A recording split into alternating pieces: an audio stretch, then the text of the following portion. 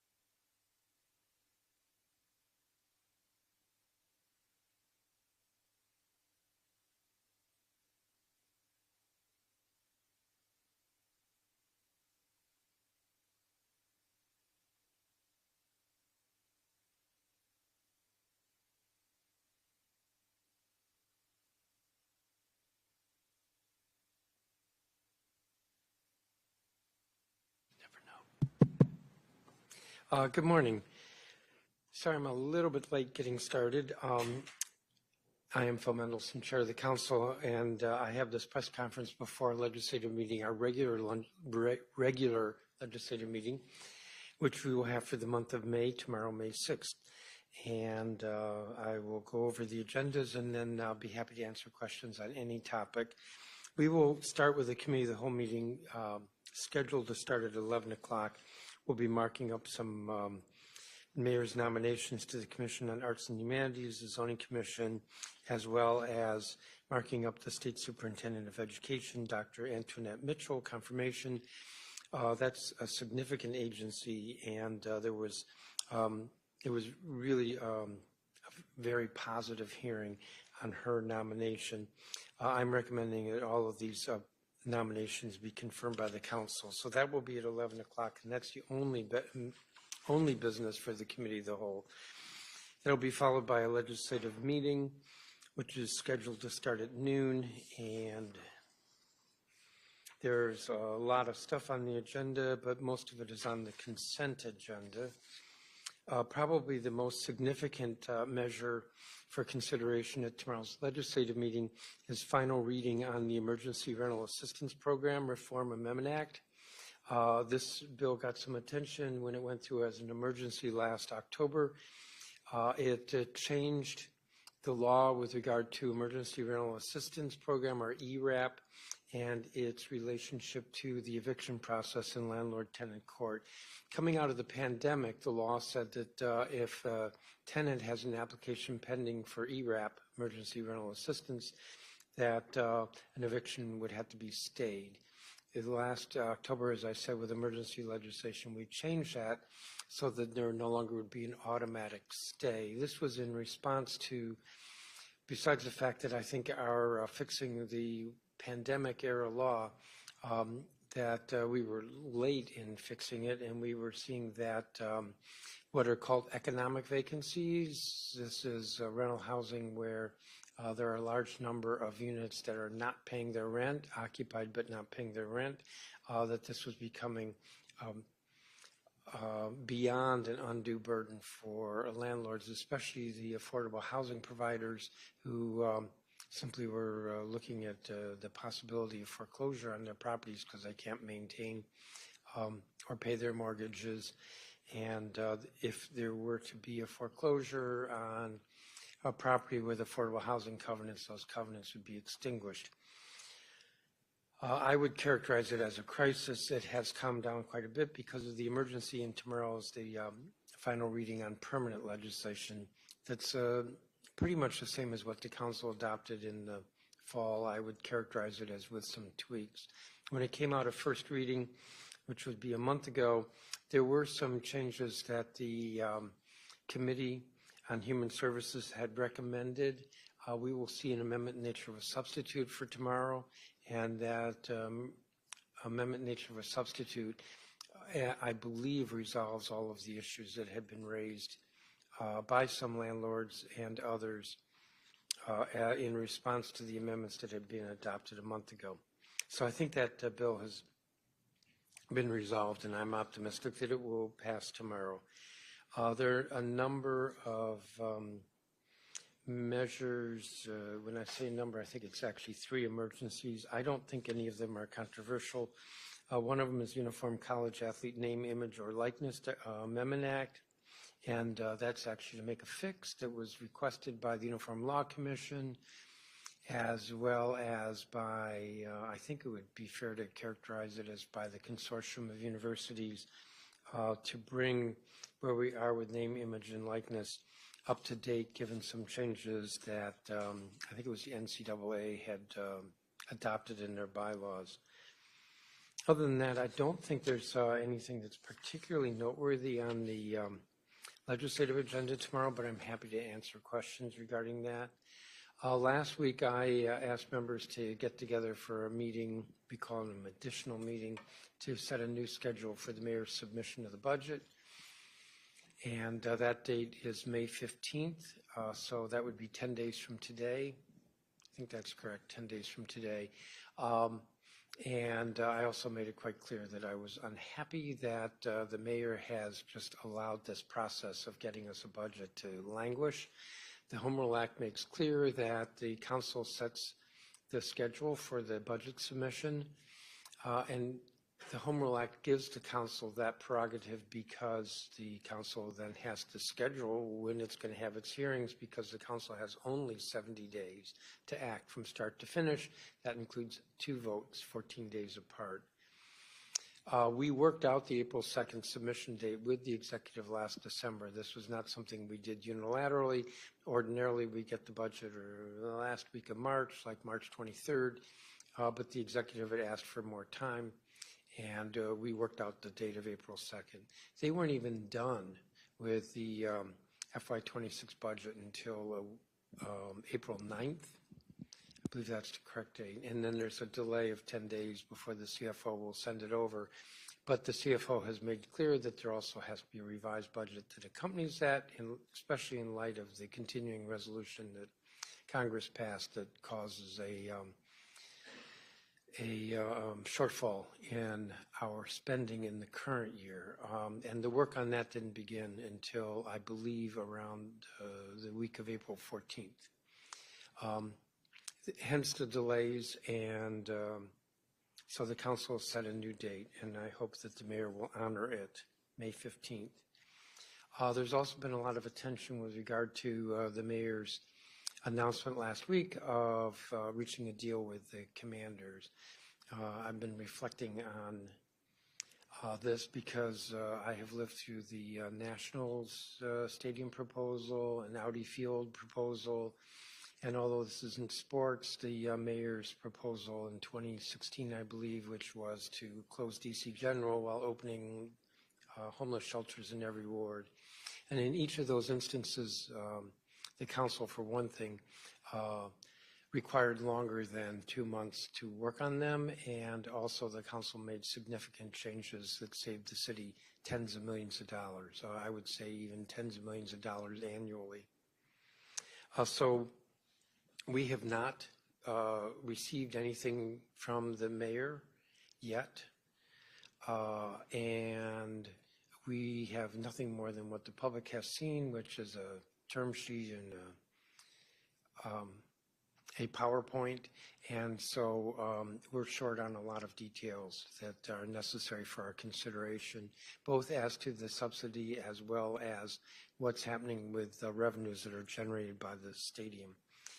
So in any event, there will be lots of work for the council to do as we look at this, and if the past is prologue, then I expect that we will make the deal even better for taxpayers to the tune of millions, probably tens of millions of dollars.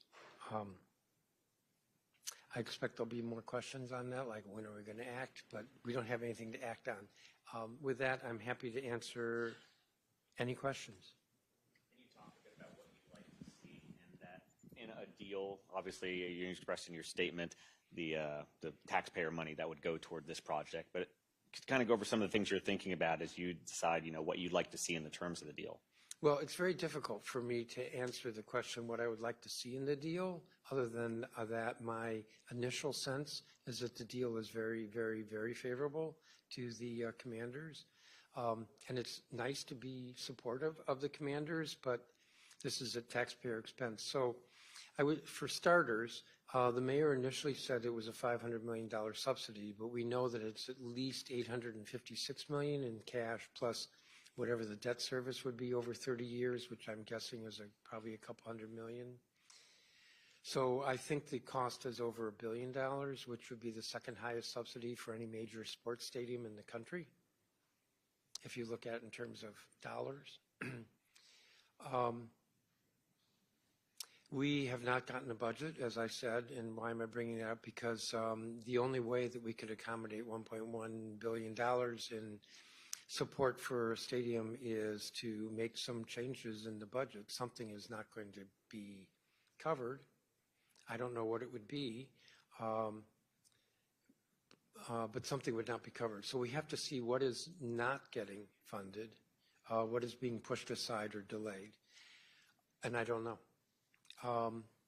And then it is not clear to me, based on what we've received to date, what additional benefits there are for the commanders. Let me put it this way. So we may be putting up, I'm going to say it's roughly $380 million toward 2 parking garages, but I believe also we will not be collecting parking tax from those garages, so that would be additional. That would be something additional the commanders would be getting. That is the foregone taxes that otherwise would be paid to the city. I believe the rent is something like $1 a year. I believe the Nationals right now are paying about $6 million a year. So while that's not cash like the $856 million to the commanders, it is an additional benefit that they get, that they would not be paying rent or property tax or possessory interest tax. So we need to look at that entire picture and understand that before I could answer the question what I would like to see changed. But as I think I just outlined, it's very, very, very generous. The $856 million is, as I said before, the second highest public subsidy for a stadium in the country. Do you think the stadium needs to be an anchor? I know Councilmember Allen says he doesn't believe a stadium needs to be an anchor to bring redevelopment to RFK, but then the mayor's office would say otherwise. So what are your thoughts there? I think the stadium is an anchor. This is assuming this goes forward, and I expect something will go forward, but I think the stadium is an anchor. Is it the only kind of anchor that could exist? No. I think the mayor, I don't know that she's articulated it quite this way, but the commanders are ready to start as soon as possible building a stadium and then ancillary development. So it might happen more quickly. I mean, this is actually what the research shows with regard to something like a stadium, which is that the stadium itself, there's a lot of debate about what the return actually is, but that it seems to accelerate development that otherwise would occur. So I think that's really the way to look at it, is that it could accelerate development. I actually want to say more, and that is, and this also speaks to the issue of what are the benefits that the commanders are getting that the district would not be getting.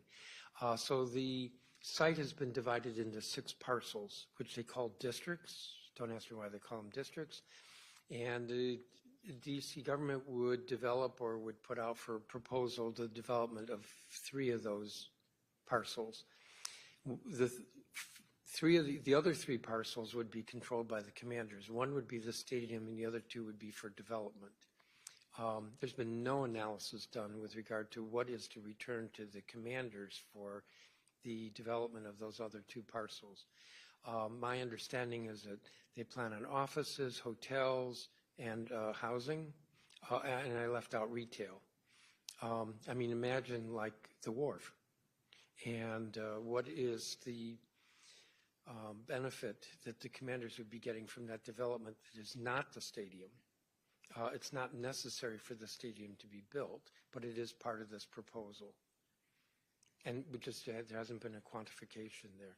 I had thought, and I'd suggested this to the mayor months ago, that one way that the government could support the commanders with a stadium is to give them development rights, and then out of that development they would get a return on investment that would help to pay for the stadium, and that we could support them that way, giving them the development right that then pays for the stadium. That doesn't seem to be this proposal, but they would get development rights. Thank you. Mr. Osterman.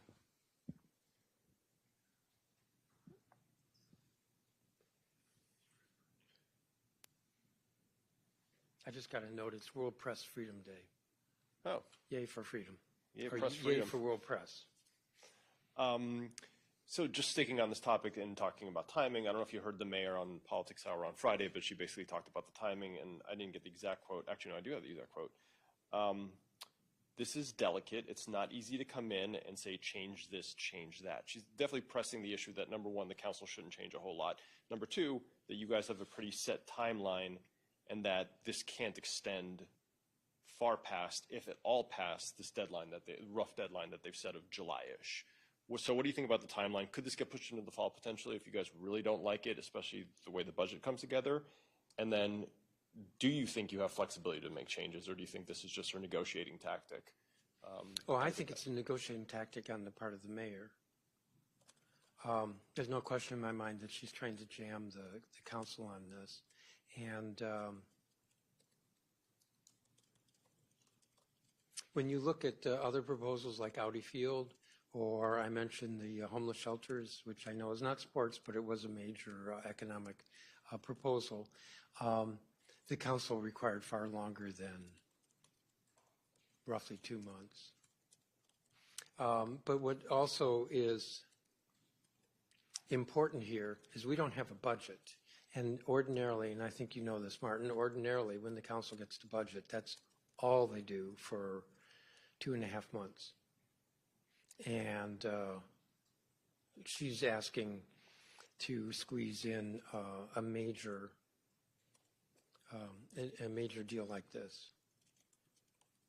So we not only have roughly a $20 billion budget that she is now a month and a half late getting to us, that we typically require full time and attention plus overtime, but a proposal that will cost about $1.1 billion and then undetermined foregone revenues.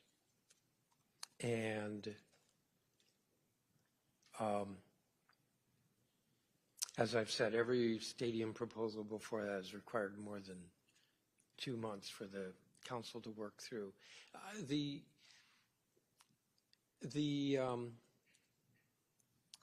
end goal should be, what is the best deal for taxpayers? That is not stadium at any price. That would be stadium at a reasonable price.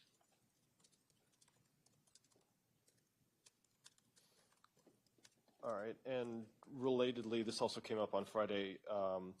The mayor had a press conference at Children's National Hospital talking about the potential for Medicaid cuts and how much that would cost. Have you guys thought through or prepared anything related to the possibility that, again, no one knows if and when this is going to happen, but let's say it did happen, and let's say it did happen for the upcoming fiscal year. How does the council prepare for that or think through that in relation to the budget and the stadium deal? The answer to that question depends on the timing. So if Congress were to cut Medicaid while we have the budget before us, the council would have to deal with it. Otherwise, we would, and this is the normal process, we would get a revised or what we call supplemental budget that in the fall that would deal with Medicaid and the cuts there. The issue is one that should be of great concern to everyone because there are two proposals that have been talked about that have, when I say proposals, they've shown up on some of the literature that some of the House Republicans have circulated with regard to where they would cut money. And one of them would be to cut the percentage that the district gets as a match for Medicaid expenditures. We get a 70% match. And if they were to reduce that, and if I remember correctly, there are maybe a half dozen states could have a Medicaid match higher than ours. But they also have representation in both the House and the Senate. So if that were to be cut for the district, that could be as much as $1 billion reduction in Medicaid that we provide. And that would be, what I have heard from some hospitals is that it would be devastating to our healthcare system. Possibly even jeopardizing whether one or more of the hospitals could stay open. I mean, that's a really serious concern. And then the other proposal is to just reduce Medicaid broadly. And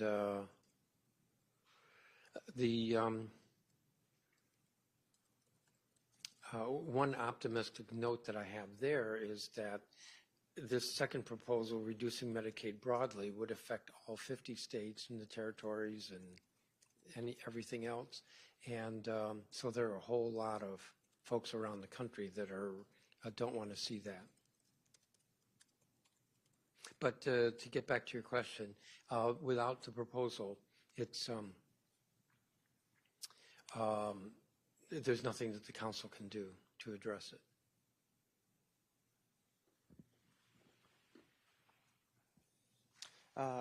I detect maybe a softening of your tone when it comes to RFK. I know last week, while you said that you were excited for the potential of the commanders coming back, you also said it would be virtually impossible to fit this into the budget timeline, consideration of the deal into the budget timeline.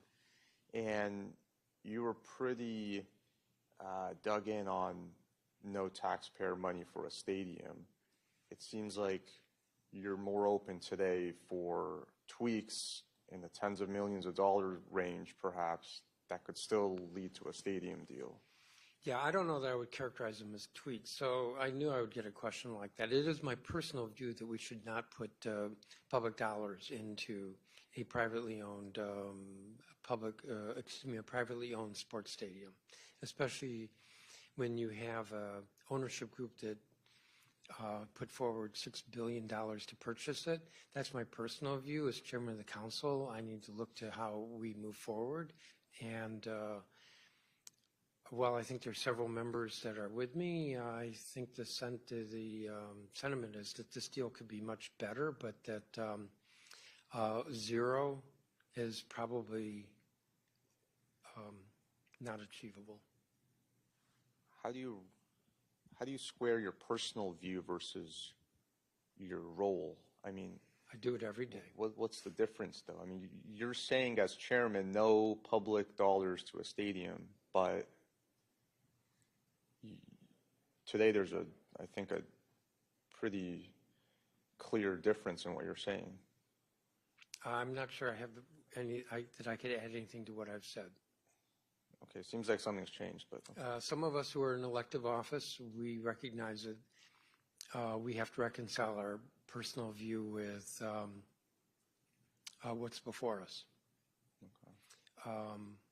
So I've already told you what my personal view is, and I've already told you what I think the council needs to do. I would add, though, and I think I said this a minute ago, I would not. We need to get much more information and better understand what is the subsidy and what is as well the benefit to the commanders. And the distinction there is subsidy is the dollars we're paying, and the benefit to the commanders includes foregone revenue and other benefits they're getting from this proposal as negotiated. And what we are expending is at least $1 billion, and what they are getting is more than that, but I can't quantify it. I would not, in that context, characterize my thinking as just looking for some tweaks. So then, can you characterize that? You said you'd make it a much better deal for taxpayers. You rejected that it would be tens of millions of dollars. What is a better deal in these broad outline that we have? Are we talking half the money that the mayor has put up? I would love to be able to answer that question, but without having the numbers, without having anything. Yeah. We don't have a pro forma. We don't have what any of the economic analysis is that's been done by the mayor or by the team. Not having seen any of it, it's impossible to quantify. In the spirit of World Press Freedom Day, will you commit Yes. to having World these Press discussions? Freedom Day. Yeah, no, it's a fantastic day, celebrated every year. Can you commit to having these discussions in public? No, Why not? because these kinds of discussions can't occur in public. Why? Well, maybe I should ask you what kind of discussions you're talking about. Well, look, we have no more details than you do. Correct. We have not seen the economic analysis. While the mayor says that the district will receive $4 billion in revenue over the term of the deal, that study remains secret. And I think that's probably $4 billion from the ancillary development, not the stadium. I don't know that. I don't know it either. But when these questions start to be asked and answered, why can't those be asked and answered in public? Well, I think you will see that some of that is asked for in public, and I think you will see that the answers generally will be shared publicly. And why did I phrase it that way? Because we're going to try to get copies of analyses and other reports, and I don't know that those will be shareable. But the information absolutely needs to be shared. Because 6 months ago, you probably wouldn't have had that option, or is this a function of the change in the law that you've made? The Open Meetings Act. No. No. You've always Because had the this Open Meetings Act applies to whether when a quorum, a majority of the council or whatever the entity, and this could be one-on-one discussions. And finally, a philosophical question. DC guy, do you want the commanders back in town? I think it'd be great if they're here. Is that another one of those personal things you separate from your professional responsibilities? No, I have said consistently, I really have said consistently, that I think it would be good if the commanders located the city. I have no problem with their locating at the RFK site. I don't have a problem with the stadium being built. There are some folks who do. I have said that over and over again. Somehow it was reported last week that I was one of the opponents because I've been critical of the public financing. Thank you. One more follow-up on RFK. I know one from your initial statement, you were expressing concerns about metro funding, and I did talk to the city minister. Yeah, I didn't mention that, or did I? I believe it was in the statement, unless I'm mistaken, but I believe it said No, said I mean there was. today. Oh, sorry. I am concerned about, because that's not included in any of the numbers that I've seen. Yeah. And that is, there's some folks who are knowledgeable who have said very strongly that there needs to be a new station. I'm not convinced, but if there was a new station, that would probably cost several $100 million. That is not part of the deal, but would be an additional cost to the district.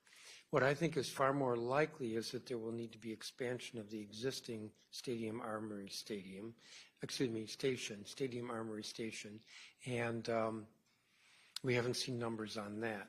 The council has been battling with the mayor for, oh gosh, I would say 3-4 years to try to get an additional entrance to the Noma Gallaudet station to better serve Union Market. And I mean, that has real economic dividends, but the mayor has refused to do that, to support that, and that would cost about $50 million. So I don't know what it would cost, but I'm guessing that there's maybe $50 million that will be required related to WMATA. I know the city administrator told me that he believes on day one, because RFK was there before, the team was there before, the metro system could handle the crowds.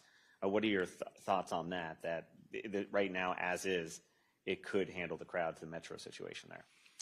I'm not convinced. That's my short answer.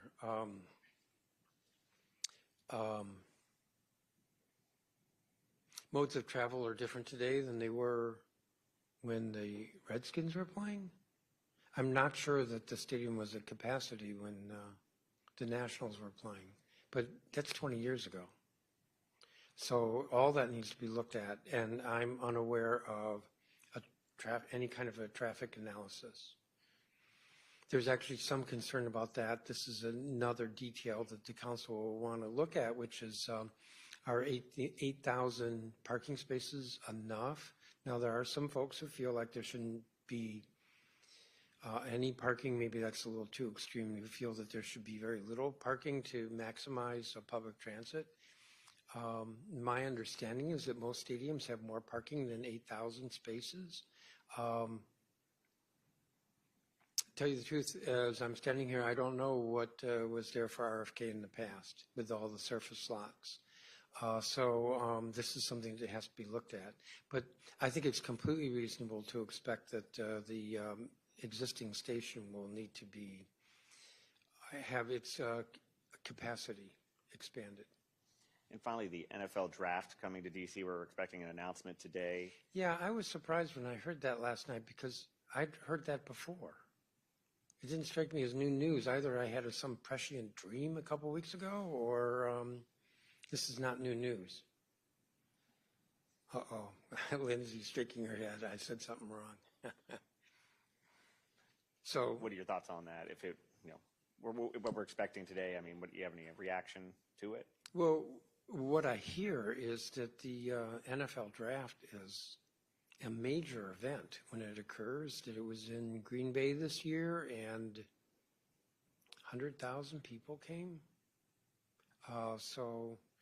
Yeah, that would be good for the city. It's also one time, like, what, a week? It's not every year, that's what I'm saying.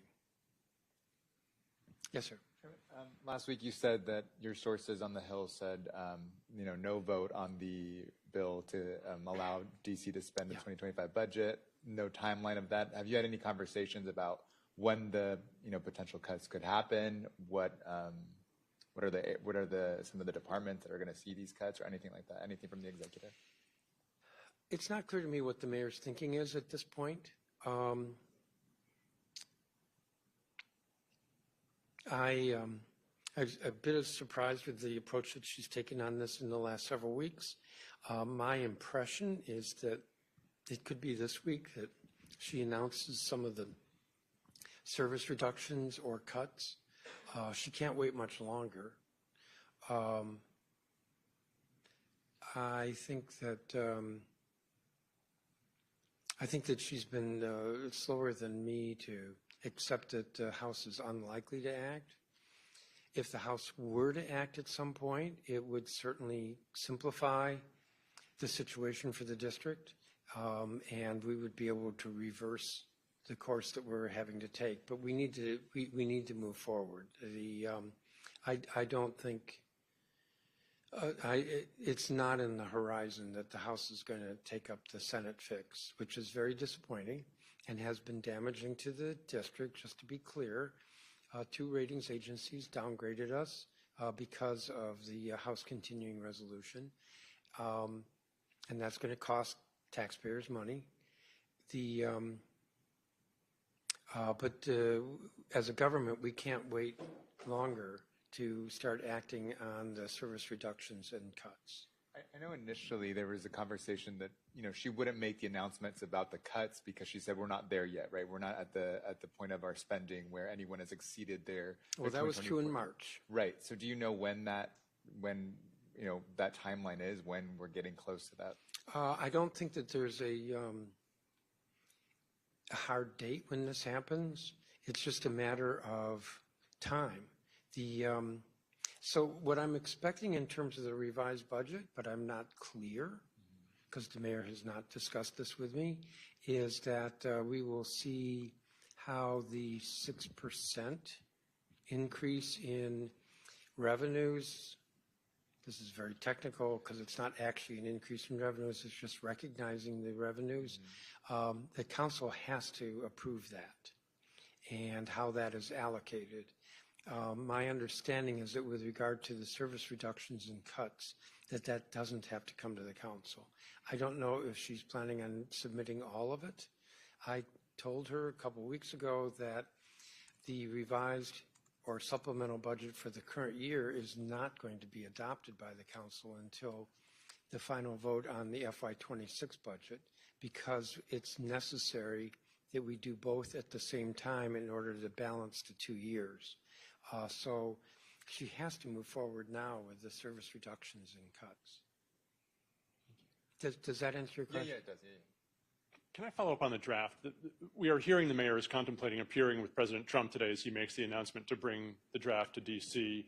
How concerned are you about the mayor appearing with the president to make that announcement and any relationship there? I don't know that I'm concerned at all. I mean, I think the way to look at this, I'm thinking of what might be behind your question. I think the way to look at this is the event itself and what the impact is, and whether it makes sense if the president is involved in the announcement that the chief executive for the district would be there as well. And it does make sense. So I think that's the way to look at it. You can separate one. It's not an embrace of all of his I have to feelings towards spend the my whole life separating all kinds of things, including my personal view, Janae, from my council chair view.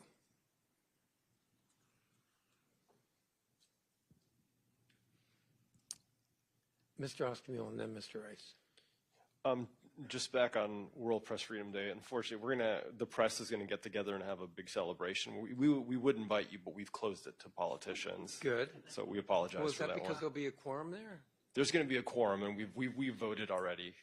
What's the total number of staff, the number of reporters, and then how many voted? I can't tell you. That's private information. Sorry. Okay. Breaking news. Now, the mayor just is having a press conference right now at 11 talking about economic development provisions that are going to be included in her budget. One thing she wants to do, she's now made formal, is she wants to repeal in some capacity Initiative 82. Just wanted to think if you had any thoughts on where you stand personally, where you stand professionally, and where you think the council would come down on repealing 82. Maybe it'll be easier if I stop having split personalities.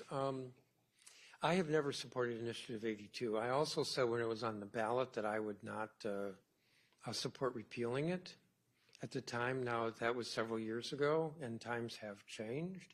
However, what I have said to the mayor, I don't know what the mayor is going to propose, but I've heard what you're saying. And I mean, a lot of people are talking about how she may propose that. And I have said that there has to be a lot of work done by others to ensure that there's a majority sentiment behind that. and I don't know whether there is. A year ago, I had put forth before the council a proposal to accelerate the implementation of Initiative 82. So if you, and I don't mean you, Martin, maybe I should say, if one supports that initiative and one believes that that tip wage should go away, then I would think that it would be consistent that that person would support accelerating the initiative. Why make it drag out for 3-4 years? I basically had my butt handed to me on that. I think I lost on a 10-3 vote. And so I'm of a view at this point that even though I think the initiative is and was a mistake, that others have to sort this out. I will say I think it's very hard on customers that restaurant patrons are not clear what they're doing with tips as opposed to service charges, as opposed to, well, the wait staff's already getting higher wages because of this phased-in implementation. I think it's really hard on the restaurant workers, and I've heard from many who say that they're actually getting less income now. I really don't know who's benefiting from this. So, and I would note as well that restaurants, basically, if you go from a $5 an hour tip wage, remember, restaurant workers are entitled to the full minimum wage, but if the tips are enough, then the tip wage is all that has to be paid, which is was $5 an hour. And to go from $5 to roughly what? It's actually more than 15. But the math works out better if I say 15 is a 300% increase in personnel costs. That's hard on restaurants as well. So I'm not saying nice things about it, but I'm also like not front and center on this one. Okay, that was a lot of words and not much of an answer. Really? It was a great answer, Mark. No, it wasn't. I mean, you don't have to do any of the heavy lifting. The mayor is going to put it in the budget. You just have to. Well, I don't know. You can vote know. for it or vote against it. No, or not. I don't know that she's going to put it in. I've She heard just that said rumor. so today. Huh? She just said so today. Okay. If she said so today, then she's going to put it in the budget. We've agreed on that, so it's going to be in the budget. Okay. You have not given us an answer whether you would vote for it to be repealed if it was included in the budget, which it will be. If it is included in the chairman's print, I will vote for it. I don't know that it will be included in the chairman's print because I don't think the support is there in the council as I am standing here. And what's going to happen, that's all the words, my word salad that you didn't like. Yay for World Press Freedom Day. You mean support for repeal? Lord, what? Yes, sir, Mr. Rice. Do you think the President Trump leading the charge to bring the draft here is a favorable sign of his thinking of the district as an entity that he does not now want to take over?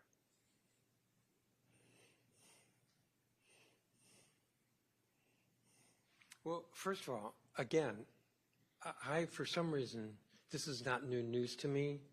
So I don't know that I don't know that I would agree that the president has led the charge to bring the draft here. I think the draft was already going to come here. Second of all, I have always thought that there was the rhetoric that we hear, such as on Air Force One, and the reality, which is what we've seen for the last 5 months or 4 months. And there have not been overt steps to take over the district. I, of course, would fight that if there was. But I also think that the folks who just say in a sentence that they're going to get rid of home rule overlook that it takes a lot of work to figure out what the replacement government would be. And I would note as well that in terms of the residents of the district, that the district government, a democratically elected government, is far more representative and responsible than we saw with the pre-home rule government. We have, this is again, if you look at the ratings reports, the 2 downgrades point out that the district is very well run financially. We're downgraded because of the uncertainty and instability with federal actions. So we didn't have that kind of quality pre-home rule. That was my statehood speech. But to go back, we have not seen overt actions to take over, to get rid of home rule. If there are no other questions, thank you all very much. See you at 11 o'clock tomorrow morning.